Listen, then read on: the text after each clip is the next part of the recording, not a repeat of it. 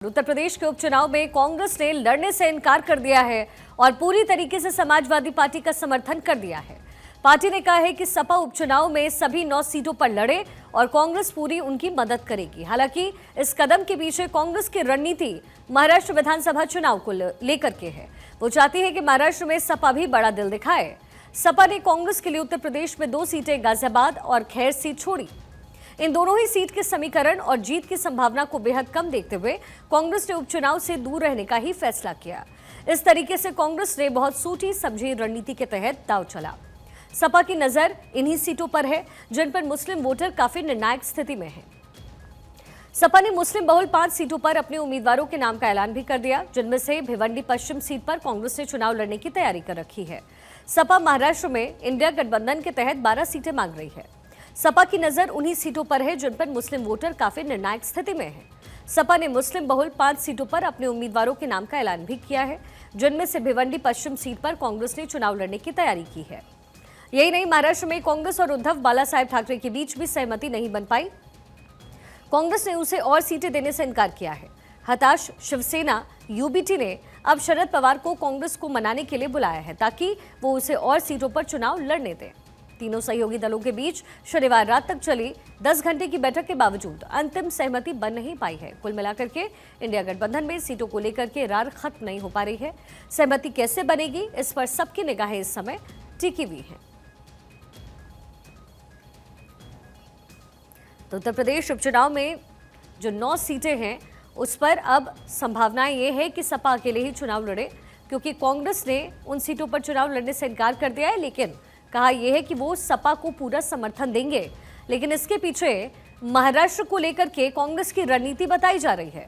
कांग्रेस चाहती है कि सपा भी महाराष्ट्र में बड़ा दिल दिखाए और जो 12-13 सीटें सपा की तरफ से मांगी जा रही है महाराष्ट्र में, उससे वो कटौती कर ले, क्योंकि महाराष्ट्र में जो मुस्लिम बहुल सीटें हैं उस पर नजरें इस समय सपा की है और कांग्रेस चाहती है कि कम से कम सीटों पर सपा वहां से चुनाव लड़े।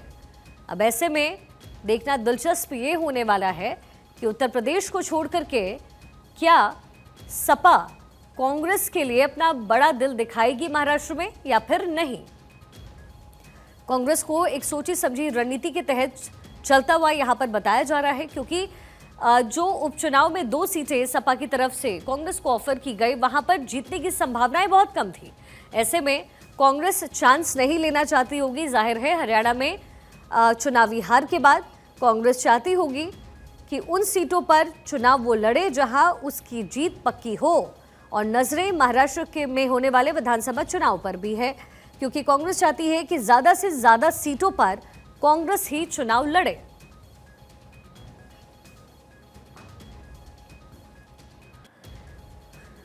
महाविकास आघाड़ी में कितनी सीटों पर पेच फंसा हुआ है, ये अहम सवाल है, क्योंकि महायुति तो संगठित हो गई, लेकिन हमेशा की तरह महाविकास आघाड़ी में राड़ की स्थिति बनी हुई है। इसी बीच इंडिया ब्लॉक की मीटिंग्स भी हो रही है महाराष्ट्र चुनाव को लेकर के।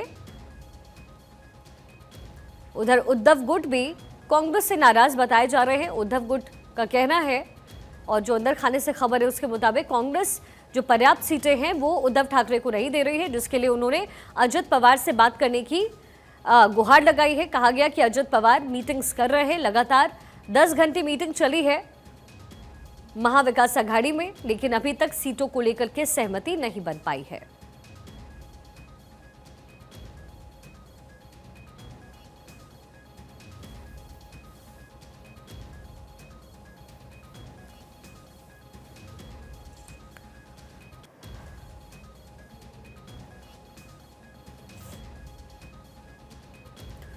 तो उत्तर प्रदेश उपचुनाव का मामला जो कि महाराष्ट्र से कनेक्ट होता हुआ अब नजर आ रहा है। कांग्रेस ने 2 सीटें जो सपा की तरफ से ऑफर की गई थी उत्तर प्रदेश उपचुनाव के लिए, उस पर लड़ने से इनकार कर दिया है, लेकिन नजर कांग्रेस की है महाराष्ट्र चुनाव को लेकर।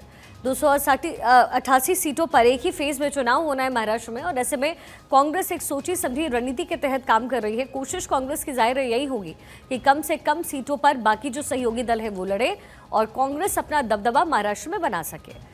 अब इंडिया गठबंधन में तेजी के साथ मीटिंग्स हो रही है, लेकिन अभी तक हल कुछ नहीं निकला, सोल्यूशन कुछ नहीं निकला है। और इसी बीच चुनाव की तारीख का ऐलान भी हो चुका है। एक फेज में 288 सीटों पर चुनाव महाराष्ट्र में होने हैं। ऐसे में अब महाविकास अघाड़ी के बीच सीट शेयरिंग का फॉर्मूला फिलहाल तय हो रहा है। उद्धव गुट भी कांग्रेस से खफा बताया जा रहा है, क्योंकि कांग्रेस उद्धव गुट को भी पर्याप्त सीटें देने के मूड में नजर नहीं आ रही। ऐसे में सीट शेयरिंग का फॉर्मूला क्या तय होने वाला है इन सहयोगी दलों में, ये देखना दिलचस्प रहने वाला है।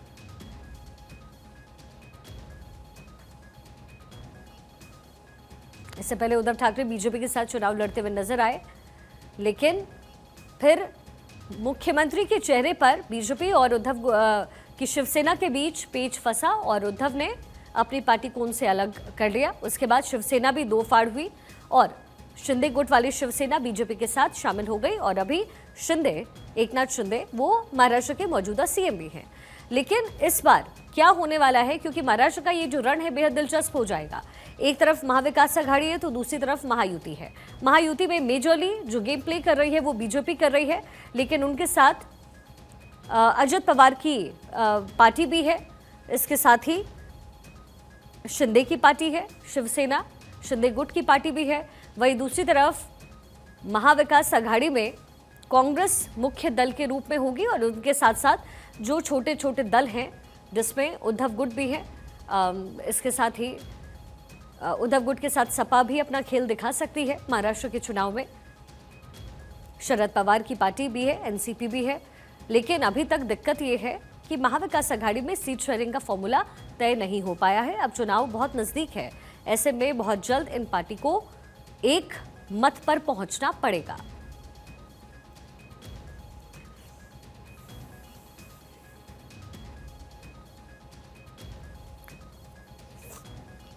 सीट शेयरिंग पर सपा और कांग्रेस में रार की स्थिति है और इसीलिए कांग्रेस ने उत्तर प्रदेश में उपचुनाव में ना लड़ने का फैसला किया है। लेकिन जाहिर है इसका बदला कांग्रेस महाराष्ट्र में सपा से लेती हुई जरूर नजर आएगी।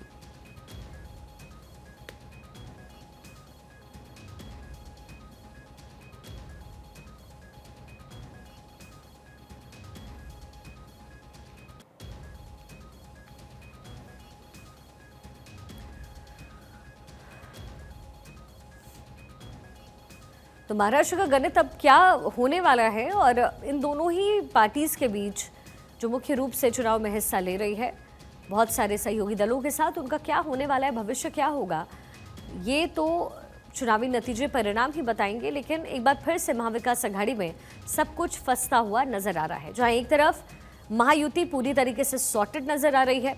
चुनाव की तारीखों के ऐलान के साथ ही सीट शेयरिंग का फॉर्मूला तय हो गया और लगभग 99 प्रत्याशियों का ऐलान भी हो चुका है बीजेपी की तरफ से। लेकिन महाविकास अघाड़ी में अभी भी राड़ की स्थिति बनी हुई है। कांग्रेस कितनी सफल हो पाती है अपने सहयोगी दलों को एकजुट करने में, ये तो देखने वाली बात है। लेकिन फिलहाल कांग्रेस उत्तर प्रदेश के उपचुनाव में पार्टिसिपेट नहीं कर रही है, यानी 2 सीटें गाजियाबाद की और खैर की जो सपा की तरफ से ऑफर की गई थी कांग्रेस को, उसे कांग्रेस ने अब ठुकरा दिया है, क्योंकि वहां पर जीतने की संभावनाएं बहुत कम है। ऐसे में अब कांग्रेस का पूरा फोकस है महाराष्ट्र में होने वाले विधानसभा चुनाव को लेकर के।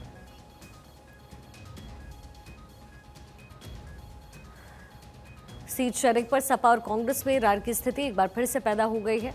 महाविकास अघाड़ी में कितनी सीटों पर अभी भी पेच फंसा हुआ है, क्योंकि कोई भी फॉर्मूला अभी तक महाविकास अघाड़ी की तरफ से सामने आया नहीं है। लगातार मीटिंग्स हो रही है, लंबी मीटिंग्स हो रही है, लेकिन बावजूद इसके अभी तक बात बन नहीं पाई है।